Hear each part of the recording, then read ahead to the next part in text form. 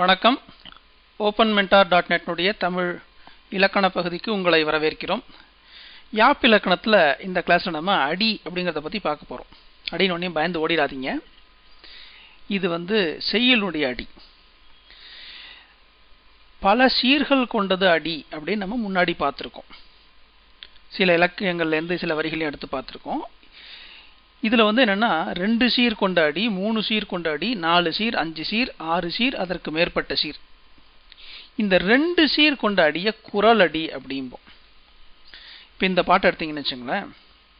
வாசி தீரவே காசு நல்குவீர் மாசில் மிழலையீர் ஏசல் இல்லையே. இந்த ஒரு அடியில் இது ஒரு சீர், இது ஒரு சீர்.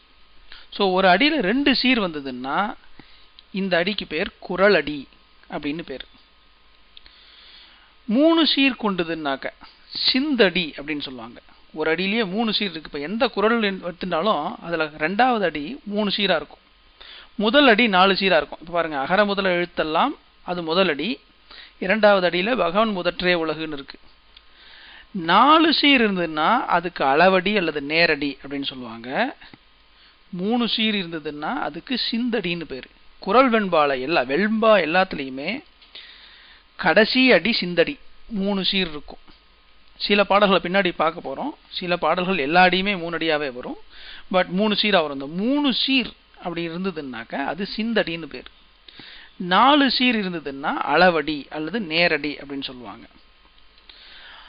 5 சீர் இருந்ததுன்னா, ஒரு அடியில் 5 சீர் இருந்ததுன்னா அதுக்கு நெடில் அடி. நெடில்னா கொஞ்சம் நீண்டு இருக்கு. அளவடி தான் பொதுவாக நிறையா பாட்டு அளவடியில் தான் இருக்கும், அல்லது அதுக்கு பின்னாடி பார்க்க போகிறோம் விருத்தமும் இருக்கும்.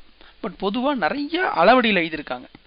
கொஞ்சம் அதிகமாக இருக்கிறது, நீண்டு இருக்கிறது அப்படிங்கிறதுக்கு நெடிலடி. இது அபிராமி அந்தாதிங்கிற ஒரு இதுலேருந்து எடுத்தது. உதிக்கின்ற செங்கதிர் உச்சி திலகம் உணர்வுடையோர். இதில் இது ஒரு சீர், 2, 3, 4, 5. ஒரு அடிக்கு 5 சீர். மதிக்கின்ற மாணிக்கம் மாதுளம் போது மலர்கமலை 5 சீர். 5 சீர் இருந்ததுன்னா அதுக்கு பேர் நெடிலடி அப்படின்னு பேர். 6 சீரோ அல்லது அதுக்கு மேலேயோ 7 சீர், 8 சீர், 9 சீர் அப்படி இருந்ததுன்னா அதுக்கு பேர் கழி நெடிலடின்னு பேர். நெடிலடினாலே நீண்டு இருக்கிறது. கழினா இன்னும் கொஞ்சம் நீட்டமாக இருக்கு, ரொம்ப நீண்டு இருக்கு அப்படின்னு சொல்லுவோம்.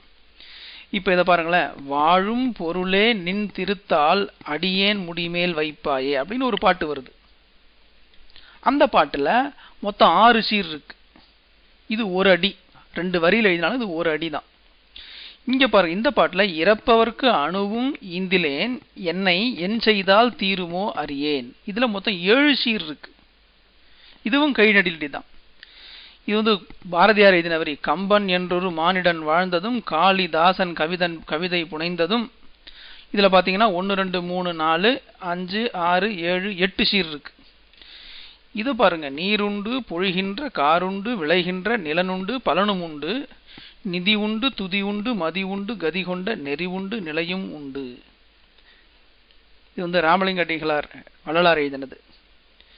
இதுல பாத்தீங்கன்னா மொத்தம் 1, 2, 3, 4, 5, 6, 7, 7, 14 சீர் இருக்கு. இந்த மாதிரி நிறைய எழுதுறாங்க. 64 சீர்லாம் வச்சு எழுதிக்கிற பாட்டெல்லாம் இருக்கு.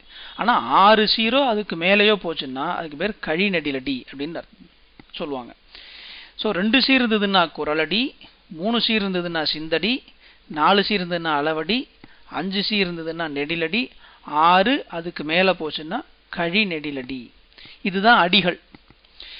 இப்போ நாம் இது வரைக்கும் என்ன பார்த்துருக்கோம்னா அசை பற்றி பார்த்துருக்கோம், சீர் பற்றி பார்த்துருக்கோம்,